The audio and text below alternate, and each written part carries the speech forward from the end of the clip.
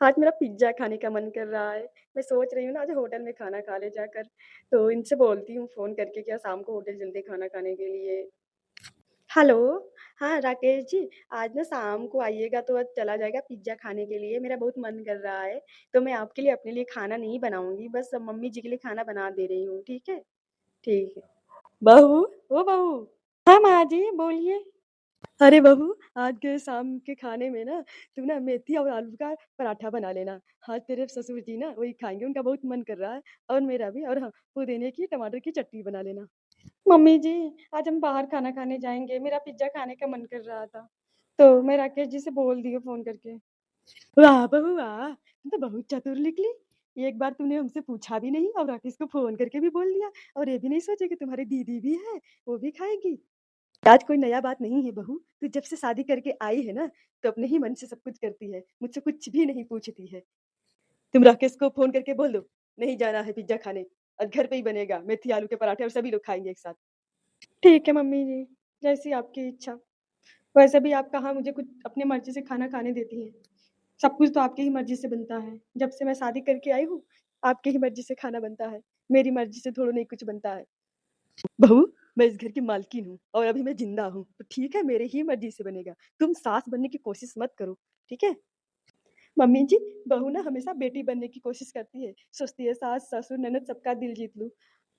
लेकिन फिर भी वो बेटी नहीं बन पाती है। वो ठीक से तो बहू भी नहीं बन पाती है, उनको बहू का भी सम्मान नहीं मिल पाता है। लेकिन एक सास कभी माँ बनने की कोशिश नहीं करती है, वो हमेशा सास ही बनना चाहती है। वाह बहू वाह, तूने क्या ताने दिए मुझे। बहू हो तो तेरी जैसी, जो अपने सास को भी उठा पटक दे। मम्मी, मम्मी तुम्हें पता है, भैया ने ना थैला में चोरी से कुछ लाया था और भाभी के कमरे में लेकर गया है चोरी से। अच्छा, क्या लाया था? तुमने देखा नहीं क्या? नहीं, थैला में था, देख नहीं पाई, लेकिन लग रहा था कुछ बड़ा सामान, भारी सामान है।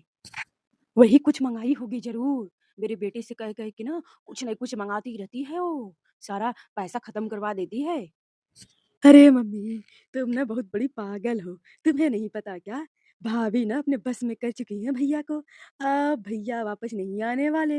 अब तुम देखना, जो जो भाभी बोलेगी भैया वही वही करेंगे। तुम तो हाथ मलती से रह जाओगी। कुछ दिन में तो भाभी को लेकर तुमको लेकर चले भी जाएंगे, अलग हो जाएंगे तुमसे। लेकिन मैं ऐसा होने नहीं दूंगी। मैं भी माँ हूँ, माँ उसकी। अब क्या करोगी मम्मी, तुम कुछ नहीं कर सकती। भाभी तो कर ली कंट्रोल में अपने। अब भैया ना जोरू का गुलाम हो चुके हैं। अपने लड़के को मैं जोरू का गुलाम नहीं होने दूंगी, समझी तू? अब देखना मैं क्या करती हूँ, अब तू मेरी चाल देखना। मम्मी, जो करना है ना तुम जल्दी करो, नहीं तो हाथ से निकल जाएंगे, फिर तुम कुछ भी नहीं कर पाओगी। फिर तो भाभी अपने उंगली पर नचाएंगी। तू सच कह रही है बेटी? मुझे भी अब ऐसा ही लगने लगा है। अब उसका धीरे धीरे रवैया बदल रहा है। मम्मी, एक बात कहूँ, हमारे यहाँ ना ये एक तांत्रिक जी है, जो ये पूजा पाठ करते हैं और कुछ प्रसाद देते हैं। उसके खाने से ना जो भी कोई रहता है बस में हो जाता है और उसकी बात मानने लगता है। तो मम्मी, तुम अगर चाहो तो मेरे साथ चलो, उन बाबा से मिल लेते हैं। अरे हाँ बेटी, इसमें देर किस बात की है, जल्दी चलो। बहू, ओ बहू, यहाँ आओ। हाँ मम्मी जी, आप बुलाइए मुझे, बोलिए क्या काम है। सुन, हम कहीं जा रहे हैं, ठीक है? वाह मम्मी, कितने महीने में आएंगी? मम्मी जाइए, जाइए। और हाँ, 5-6 महीना में आइएगा घूम घाम के एकदम अच्छे से। आप घर की चिंता मत करिएगा, मैं घर संभाल लूंगी, देख लूंगी। अरे नास बेटी, मैं 5-6 महीने के लिए नहीं जा रही हूँ। मैं जाऊंगी, शाम तक आ जाऊंगी या कल सुबह तक, समझी? क्या?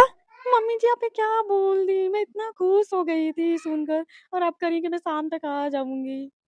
मम्मी जी पहली बार अब कहीं बाहर भी जा रही हैं तो शाम तक आ जाएंगी। कभी तो हमें सुकून से जिंदगी जीने का मौका दीजिए मम्मी जी। तो यही सोचती होगी ना कि मैं हमेशा के लिए चली जाऊं। और ये भी तो सोचती होगी ना कि कुछ ऐसा कर दूं कि मम्मी जी हमेशा के लिए ऊपर ही चली जाए। तो कितनी खुश है, हाँ, सुन कर कि मैं कहीं जा रही हूँ। अगर मैं हमेशा के लिए कहीं जाने दे तो तू कितनी खुश होगी। वाह। नहीं नहीं मम्मी जी ऐसी बात नहीं है। मैं सोच रही थी कि आप पहली बार कहीं जा रही हैं तो घूम फिर के अच्छे से आइए, पूरे दिन घर में रहती रहेंगी, कितनी बोर हो जाती होंगी आप। तुझे मेरी चिंता करने की जरूरत नहीं है, और दिख रहा है तू मेरा कितना चिंता और फिक्र कर रही है। मम्मी जी अब तो बुरा ही मान गई। अगर इतना ही बुरा लगा तो फिर चले जाइए 4-5 महीने के लिए। अरे, तुझे शर्म नहीं आ रही है इसे बोलते हुए? ये मेरा घर है, मैं इस घर की मालकिन हूँ, मैं क्यों जाऊंगी? जाना है तो तू जा, यहाँ से भाग निकल। ये बुढ़िया नहीं जाएगी, मेरे छाती पे मुँह धरेगी, जब से शादी हुआ कहीं नहीं गई, यही है। क्या बुनबुना रही है तू? थोड़ा पीछे मुड़ तो, क्या बुनबुना रही है? बता मुझे तो। कुछ नहीं मम्मी जी, मैं तो ये सोच रही थी कि आप चली जाएँगी तो मेरा मन नहीं लगेगा, घर सूना-सूना लगने लगेगा। बस यही सोच के मन ही मन गुनगुना रही थी। चुप कर, ऐसा हो ही नहीं सकता कि तू ये सोचे। तेरा बस चले तो मुझे बनवास भेज दे, वो भी 14 साल के लिए नहीं, पूरे जीवन भर के लिए। अरे मम्मी, मेरा बस चले तब ना, बस चलता ही कहाँ है। अगर मेरा बस चलता तो मैं ऐसे जंगल में आपको भेजती ना कि जहाँ ना खाने का, ना पीने का, कुछ भी ना मिलता, सिर्फ पूरे तरफ जानवर ही जानवर चारों तरफ दिखाई देते। लेकिन मम्मी, वो जानवर भी आपसे डर के भाग जाते हैं। क्या बोला तू? फिर से बोल तो। बोल। मम्मी जी, आपने मुझे मार दिया।